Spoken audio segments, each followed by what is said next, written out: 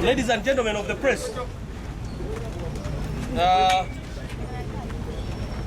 you realize that this is not what we had planned for you. Today is the 1st of September. It is a very special day. It was meant to be, but it is going to be special in a different way. I want to introduce to you the man you all know very well, Dr. Jose Chameleon Mayanja. Dr. Jose Chameleon Mayanja was born in April 1978. He is the leading musician, Ugandan musician in the whole of Africa. There is nowhere you go in Africa and you don't know Dr. Jose Chameleon.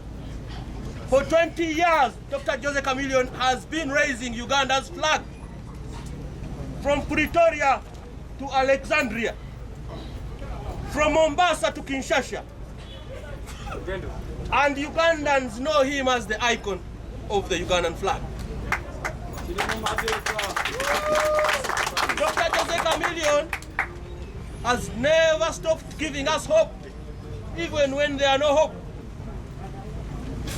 Even when there was war in Central Africa, when Kony had abducted Ugandans, Dr. Jose Chameleon was there to give Ugandans hope. That is the man who is seated here. He is the man who is going to open the office here. He is the man that police wanted to kill just a few minutes now.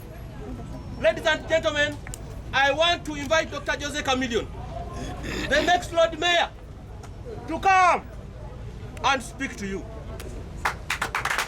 Dr. Jose Chameleon. Jose oye! Jose oye! Kamumiri oye! Oye!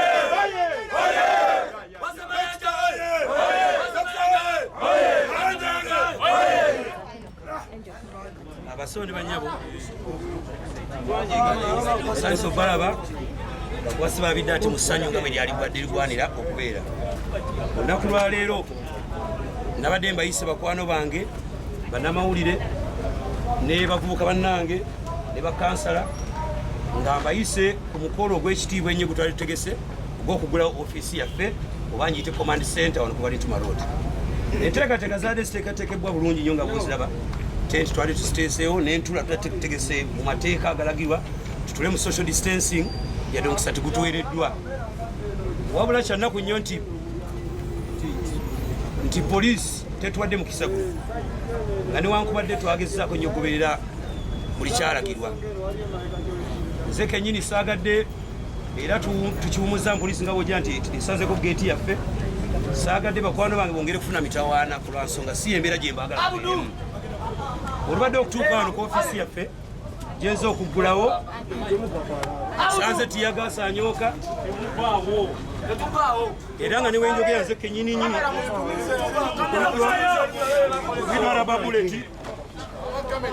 witwala babuleti eyo gyolaba kale nefuna okwemulugunya kungi nnyo eri abakuuma eddembe tebalikuumya olwaleero naye njabaga bakwano bange nti enteekateeka ey'okugula ofiisi yaffe yeeno era kweri tugenda kigula ofiisi batunuzeemu kamera nga batugula amazzi